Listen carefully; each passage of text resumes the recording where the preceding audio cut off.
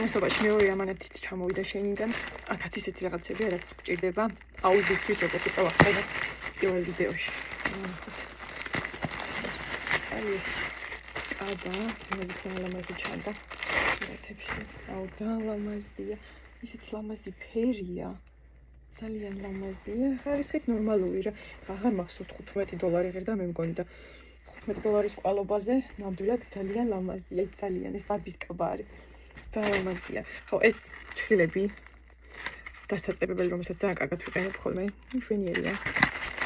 ეს ულამაზესი, ისეთივე, ძალიან ხავსება.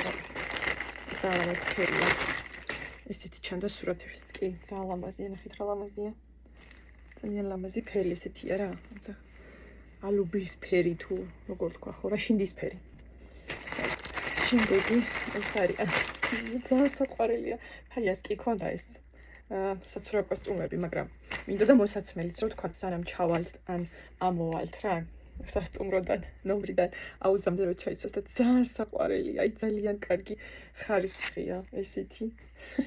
ძალიან ლამაზი ფერები და ძალიან მოხდება.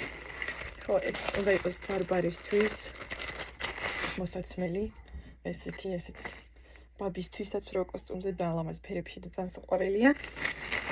შემდეგი ეს არის საფუძველი გამოვწერე.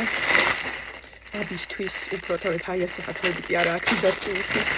რომ ფაქტის გრძელი თმა უცებ რომ აუკეცო და არ შეცივდა სანამ სასტუმროს ნომერში ავალთ. თქვა ესეთი ნახეთ როგორი ხილი აქვს და აქ დაემაგრება.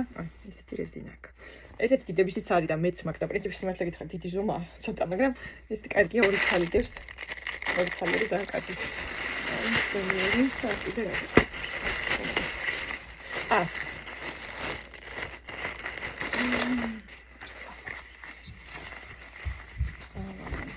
ესეთი კაბა, რომელიც ეხლა არის დასაუთავებელი და ძალიან ლამაზია, ძალიან მომეწონა ფერი.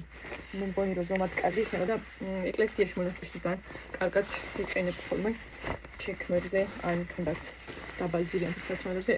ეს რო გაუთავდებოდა გასწორდება ძალიან ლამაზი იქნება.